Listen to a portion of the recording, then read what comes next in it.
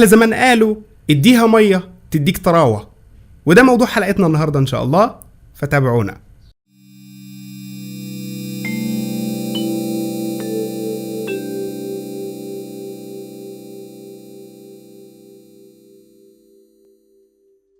السلام عليكم ورحمة الله وبركاته. أصدقائي الأعزاء، أهلا وسهلا بكم. معكم أحمد شفيق، مدرب الأصوات والمقامات، وحلقة النهاردة مهمة جدا جدا جدا. كعادة أي حلقة بنقدمها لكم، يعني ما بنقدمش أي حلقة وانطة. اللهم زدنا تواضعا.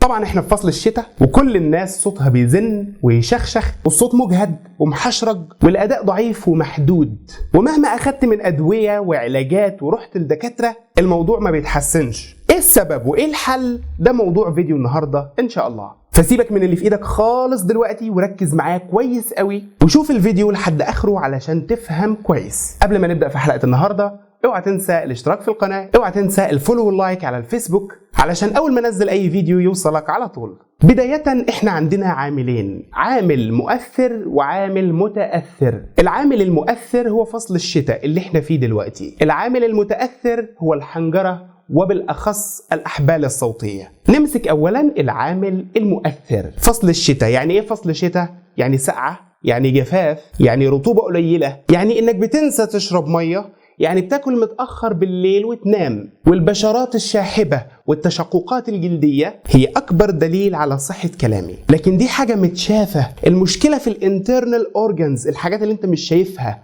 وبيحصل لها جفاف، وده العامل المتأثر. هنتكلم في اللي يخصنا الحنجرة والأحبال الصوتية. ايه اللي بيحصل في العامل المتأثر بقى؟ الأحبال الصوتية بناء عضلي رقيق وصغير جدا لكنه معقد التركيب. علشان يعمل بكفاءة لازم يكون دايما رطب، دايما سهل الحركة، دايما يهتز بسرعات فائقة. وفي جزء غايب عن النظر ألا وهي الغدة الدرقية اللي بتتسمى بالعضلة الصوتية. دي بتكون عبارة عن عدة طبقات من مادة شبه الجيلي كده، مادة لزجة، مادة مخاطية اسمها اللامينا بروبريا، ودي ملهاش ترجمة، هي كده اسم الطبقة اللي هي زي الجيلي دي اللي على الغدة الدرقية، هي اسمها لامينا بروبريا. ودي بتكون رقيقة جدا وناعمة جدا، تشبه في شكلها الجلد المترهل. مصدر نضارتها وشدها وحيويتها هي المية. تخيل بقى، زي ما بشرتنا بتجف لما ما يوصلهاش القدر الكافي من المية، الطبقة دي كمان بتجف وبتترهل أكثر ما هي مترهلة، وبالتالي أدائك يصبح محدود وما تقدرش تطلع للدرجات اللي انت كنت بتجيبها بسهولة، ولو حاولت تطلع صوتك يبدأ يزن، واللي ممكن لا قدر الله في حالات شديدة الالتهاب يحصل تورم للعضلة دي. انت بتقدر تتكلم، بتقدر تأدي علشان أحبالك الصوتية مرنة وبتهتز مع بعضها بقدرة معينة وعدد ذبذبات معين في الثانية الواحدة. كل ما كانت الطبقة اللي بتأدي منها أعلى كل ما كان عدد الاهتزازات أسرع، وكل ما كانت الطبقة منخفضة اللي هي عند القرار بيكون الاهتزازات أبطأ. وبالتالي المشكلة ما بتبانش في القرارات، المشكلة بتبان في الجوابات، أي في الصوت العالي. يبدأ صوتك يزن ويبدأ صوتك يبان فيه الإجهاد. ليه؟ لأن مرونة الأحبال الصوتية غير كافية، ومرونة العضلة الصوتية غير كافية. وده بيكون دليل واضح إن طبقة الجيلي دي نشفت، أصبحت مش جيلي، أصبحت ما بترقصش. مش الجيلي بيرقص؟ لو نشف مش هيرقص، وبالتالي مش هيطلع صوت، فصوتك مش هيبقى مساعدك تطلع للجوابات العالية بسهولة، لأنه بصراحة قشف. ولما إيدينا بتقشف بنجيب لها إيه؟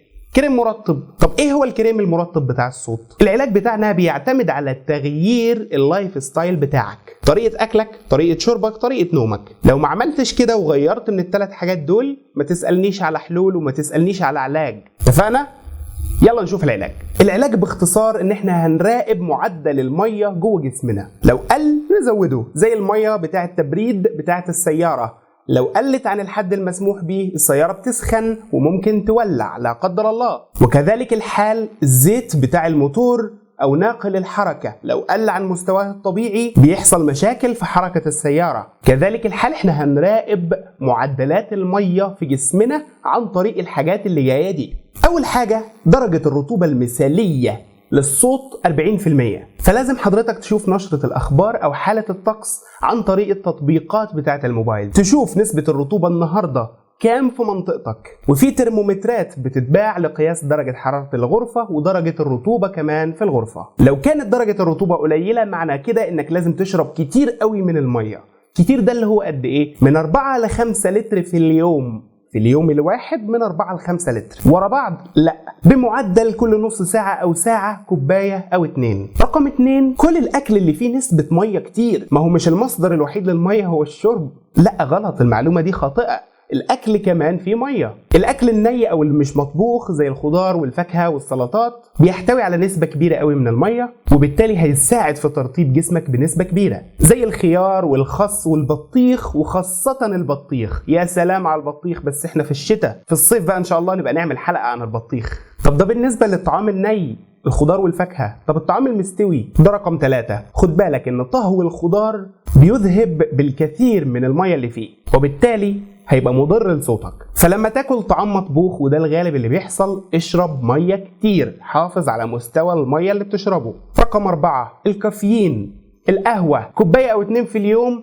مسموح. اكتر من كده الكافيين مضر للبول. لو انت خدت جرعه كافيين اكتر من 500 مللي جرام هتخش الحمام كل شويه، علشان هو مضر للبول، فبينزل الميه اللي في جسمك، فبيعمل ووتر لوس، بيعمل فقدان للميه اللي عندك، وبالتالي لازم تعوض الفقدان ده، وتعوضه بشرب كميات كبيره من الميه. او خليك في الامان، كفايه كوبايه او 2 في اليوم منفصلتين بينهم وقت كبير، علشان ما يحصلكش جفاف في صوتك. زمان وانا صغير لما كنت اسافر مع بابا كنت اقول له انا عطشان يا بابا، يقول لي حاضر، ويقول لي يلا نشرب عصير. اشرب العصير، انا ما اتراوتش، يا بابا انا عطشان لسه. يقول لي يا ابني ما احنا لسه شاربين عصير. اقول له لا ماليش دعوه، انا عطشان ميه مش عطشان عصير. لما كبرت اتعلمت ان في حاجه اسمها فري ووتر، اللي هي الميه العاديه اللي احنا بنشربها، اللي الجسم بيبقى محتاجها ساعه العطش. اما السوائل اللي بتبقى عباره عن عصير هي بالفعل بتسبب عطش اكتر.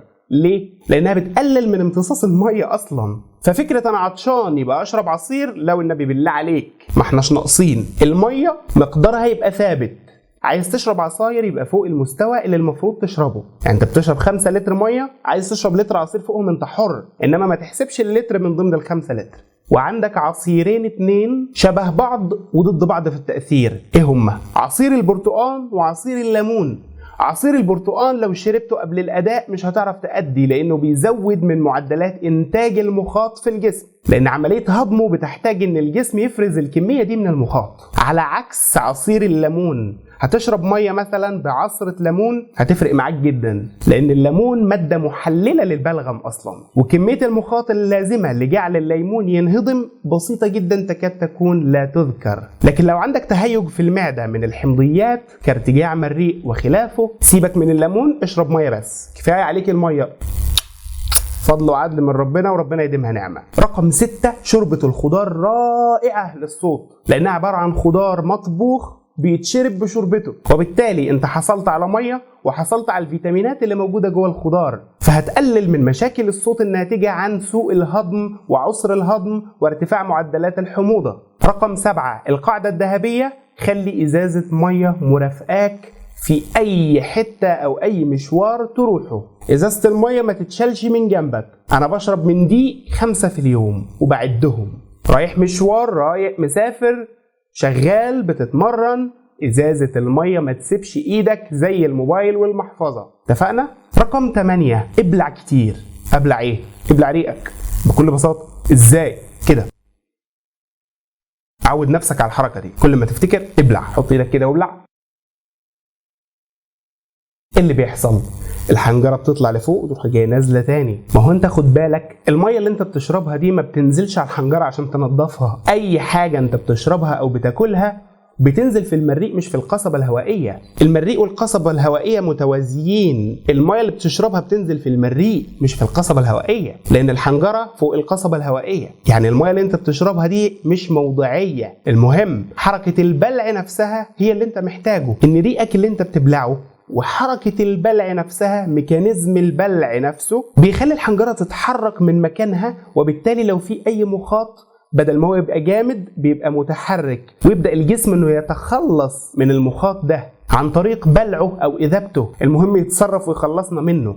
فحركة البلع دي بتساعد كتير قوي من سلاسة ومرونة الحنجرة وطرد المخاط المزعج اللي بيضايقك في آخر الحلق. رقم 9 في الشتاء اللي احنا فيه ده، اشرب نعناع كركديه بابونج. دي من المشروبات اللي بتديك انتعاش وبتديك طاقة بدون ما تسبب جفاف في الحلق. رقم 10 لو حضرتك بتستخدم اي نوع من انواع الادوية اللي بتأثر على معدلات المية في الجسم، يعني بتسبب مثلا فقدان المية من الجسم او بتسبب جفاف، لازم انك تعوض النقص في مقدار المية ده. الادوية زي ادوية البرد وادوية الحساسية ومضادات الاحتقان والانتي هيستامينيك اللي احنا بناخدهم اصلا طول الشتاء عشان التهاب الجيوب الانفية، الادوية دي بتسبب نقص في معدلات المية في الجسم، فلازم تعوضها بشرب المية. رقم 11 لو حضرتك بتمارس الرياضة فبتعرق فبتفقد مية كتير، فاوعى تنسى تعوض فقد المية ده. رقم 12 اوعى تستنى لحد ما تعطش، اشرب المية حتى وانت مش عطشان. لو ما بتعرفش تشرب كميات مية كبيرة ورا بعضها، اشرب كل شوية بق،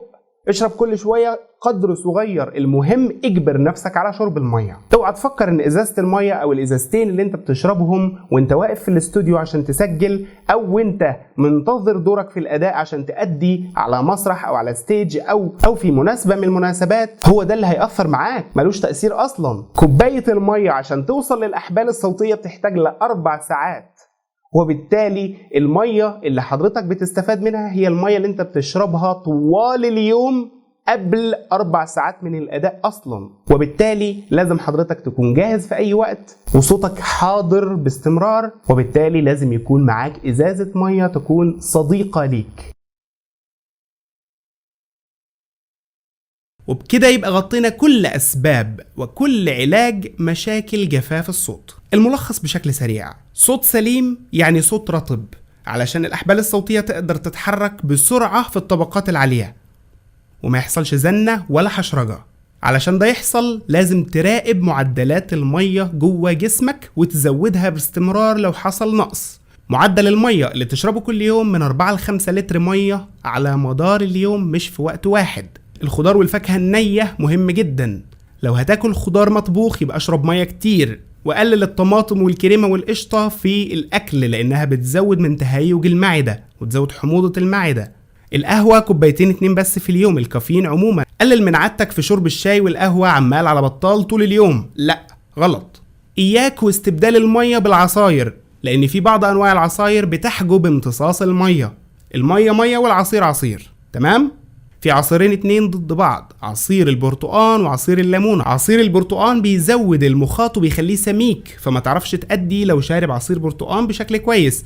أما عصير الليمون عكسه تماما، بيدوب المخاط. لكن لو عندك مشاكل في المعدة بسبب الحموضة بلاشه، واكتفي بالمية فقط. شوربة الخضار رائعة للصوت كقيمة غذائية ولإعادة ترطيب الحنجرة. خلي إزازة مية معاك دايما في إيدك. عود نفسك على تكرار حركة البلع باستمرار. اشرب نعناع وكركديه وبابونج كتير في الشتاء. لو بتاخد أدوية معينة بتأثر على امتصاص المية زي أدوية الحساسية، أدوية البرد، مضادات الاحتقان، عوض النقص بشرب مية كتير. لو بتلعب رياضة كتير اشرب مية كتير عشان الفائد في المية هيبقى كتير. ما تستناش لما تحس بالعطش، وخد بالك المية بتحتاج ل4 ساعات علشان توصل للأحبال الصوتية والحنجرة، فلازم تكون شارب المية على مدار اليوم، مش قبل ما تأدي بساعة ولا بنص ساعة أو قبل الأداء مباشرة، مش هينفع. لازم تكون شارب مية طوال اليوم. اتفقنا؟ أتمنى تكون حلقة النهاردة نالت إعجابكم. لو كانت عجبتكم فده من فضل ربنا سبحانه وتعالى عليا، وبفضل إلهامكم ليا وتشجيعكم المستمر على إني أقدم لكم محتوى مفيد. ولو كان فيها بعض القصور فأنا السبب، واكتبوا لي في الكومنتات إيه القصور وإحنا نصلحه في فيديو لوحده إن شاء الله. أحب ألفت انتباه حضراتكم إن إحنا اتكلمنا عن مشاكل الصوت بالتفصيل في حلقات منفصلة، واتكلمنا عن مشاكل الصوت في فصل الشتاء بشكل منفصل، واتكلمنا عن أسباب وطرق وعلاج البلغم الذي يكون في الجيوب الأنفية وفي الحلق، إزاي تتخلص منه في فيديوهات منفصلة. كل الفيديوهات دي هتلاقيها موجودة في صندوق الوصف أسفل الفيديو ده إن شاء الله. فلو حضرتك مهتم بعد ما تخلص الفيديو ده ممكن تكمل مشاهدة باقي الفيديوهات، لأن كل فيديوهات بتكمل بعضها. محتاج لدعمكم في الاشتراك في القناة وترشيحها لأصدقائكم، وانتظرونا في الفيديوهات القادمة إن شاء الله الغنية بالمواد العلمية المفيدة حول الصوت. شكرا لكم وتحياتي إلى أن نلتقي. كان معكم أحمد شفيق.